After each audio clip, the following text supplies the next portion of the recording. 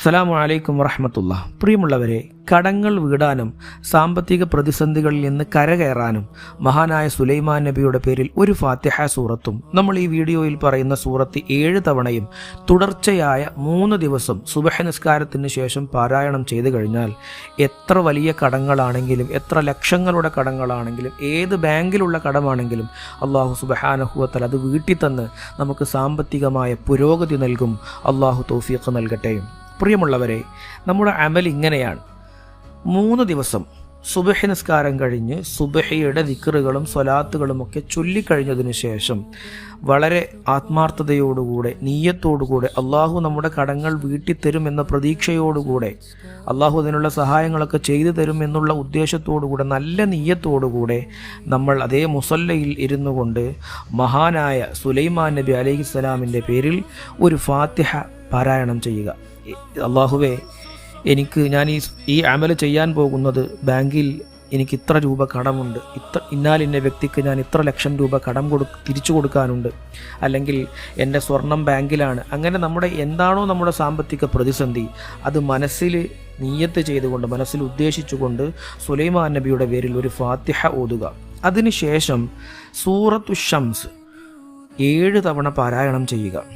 ഖുർആൻ നോക്കിയിട്ട്, മനപ്പാടമുള്ള സൂറത്താണ്, അറിയില്ലെങ്കിൽ ഖുർആൻ നോക്കിയിട്ട് നമ്മൾ പാരായണം ചെയ്യുക.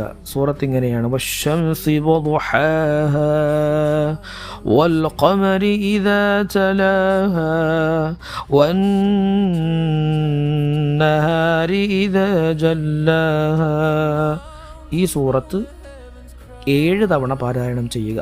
അതിനുശേഷം 11 തവണ അസ്തഗ്ഫിറുല്ലാഹ് എന്ന് ചൊല്ലുക.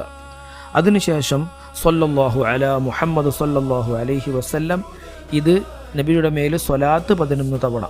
ഈ കാര്യങ്ങൾ ചെയ്തതിന് ശേഷം പടച്ചവനോട് ദുആ ചെയ്യുക. അല്ലാഹുവേ, നമ്മുടെ എന്താണോ കടം, അല്ലാഹുവേ എനിക്ക് സാമ്പത്തിക പ്രയാസങ്ങളുണ്ട്, ഇന്നാലിന്ന ബാങ്കിൽ എനിക്ക് ഇത്ര രൂപ കടമുണ്ട് റഹ്മാനേ, ഉറങ്ങിയിട്ട് ദിവസങ്ങളായി, മനസമാധാനം നഷ്ടപ്പെട്ടിട്ട് കുറേയായി, ആ കടങ്ങൾ വീട്ടാനുള്ള സമ്പത്ത് എൻ്റെ കൈകളിലേക്ക് എത്തിക്കണേ അല്ലാ, അതിനുള്ള ജോലി എനിക്ക് നൽകണേ അല്ലാ, അത്ഭുതമായ മാർഗത്തിലൂടെ എൻ്റെ കടങ്ങൾ വീട്ടാനുള്ള പരിഹാരം എനിക്ക് നൽകണേ അല്ലാ എന്ന് നമ്മൾ ദുആ ചെയ്യുക.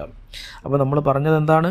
എല്ലാ ദിവസവും സുബഹി നിസ്കാരം കഴിഞ്ഞ്, അഥവാ തുടർച്ചയായ 3 ദിവസം സുബഹി നിസ്കാരം കഴിഞ്ഞ് സുബഹിയുടെ ദിക്റും സ്വലാത്തൊക്കെ കഴിഞ്ഞതിന് ശേഷം മഹാനായ നല്ല നിയ്യത്തോടുകൂടെ കടങ്ങൾ വീടണമെന്ന നിയ്യത്തോടുകൂടെ സുലൈമാൻ നബിയുടെ പേരിൽ ഒരു ഫാത്തിഹ ഓതുക. അതിനുശേഷം സൂറത്തു ഷംസ് 7 തവണ പാരായണം ചെയ്യുക. അതിനുശേഷം 11 തവണ ഇസ്തിഗ്ഫാർ ചൊല്ലുക, 11 തവണ സ്വലാത്ത് ചൊല്ലുക. അതിനുശേഷം നമ്മുടെ ആവശ്യം അള്ളാഹുവിനോട് ദുആ ചെയ്യുക. തുടർച്ചയായ 3 ദിവസം ഇൻഷാ അല്ലാഹ്. 3 ദിവസം കഴിയുന്നതോടുകൂടെ തന്നെ നമ്മുടെ ജീവിതത്തിൽ മാറ്റങ്ങൾ കാണാൻ കഴിയും.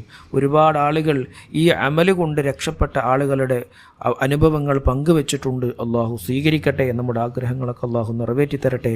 അസ്സലാമു അലൈക്കും വറഹ്മത്തുള്ളാഹി വബറകാതുഹു.